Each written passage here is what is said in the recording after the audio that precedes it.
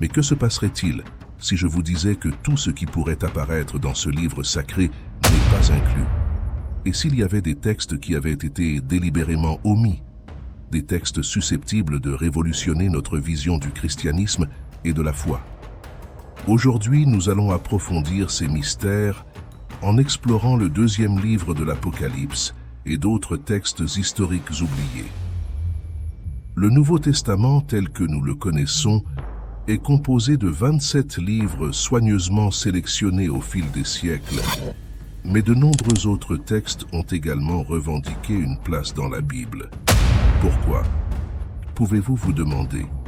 Ces évangiles et l'Apocalypse sont exclus.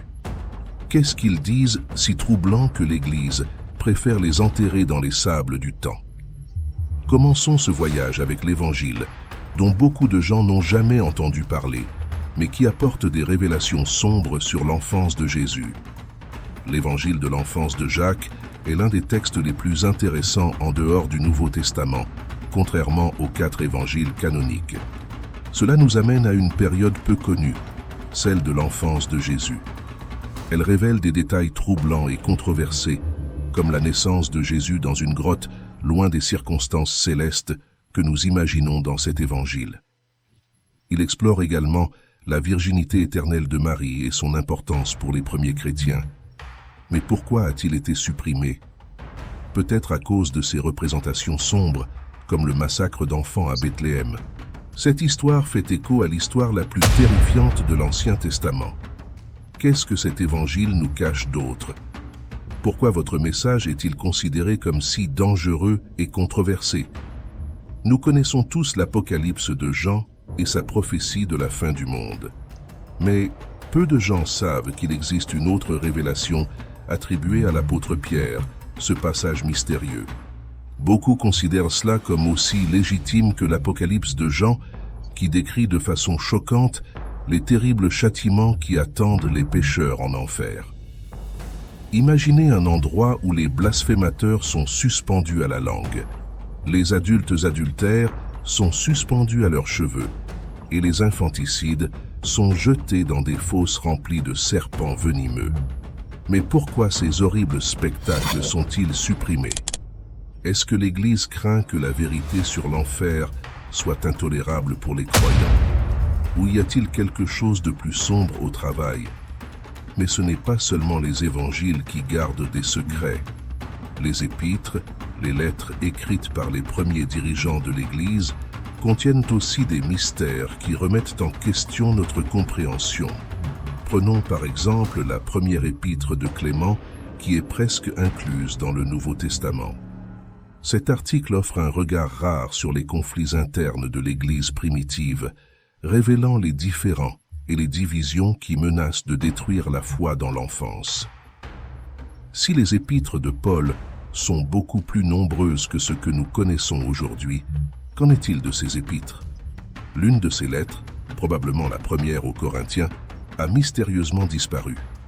Qu'est-ce qu'il contient et pourquoi son message est-il perdu dans le temps?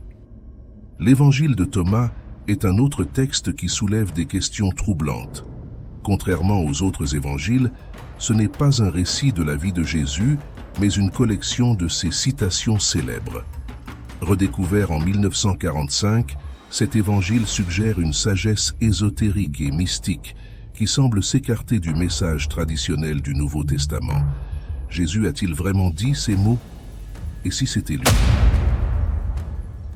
Pourquoi l'Église a-t-elle décidé qu'il ne devrait pas être entendu? L'évangile de Thomas peut révéler un côté de Jésus que l'humanité n'était pas encore prête à recevoir.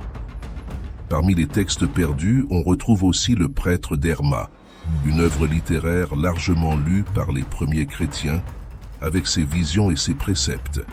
Ce texte allégorique propose une éthique chrétienne fondée sur la fidélité et la dévotion absolue.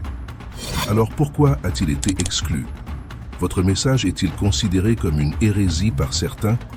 Il en va de même pour les instructions de Didache Q ou apostolique, un manuel détaillé qui pourrait effectivement révolutionner la structure de l'Église et la pratique des sacrements.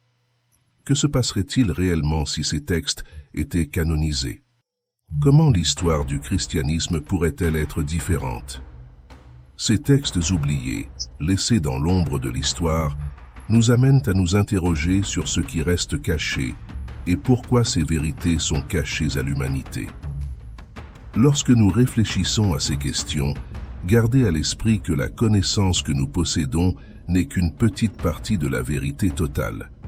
Que pouvons-nous découvrir d'autre si nous utilisons ces textes interdits? Qu'est-ce que cela signifie pour notre foi? Si vous trouvez cette vidéo intéressante, préparez-vous si dans la prochaine vidéo, nous allons explorer les 6 anges très puissants qui défendent Dieu. Nous vous verrons là-bas. Au revoir.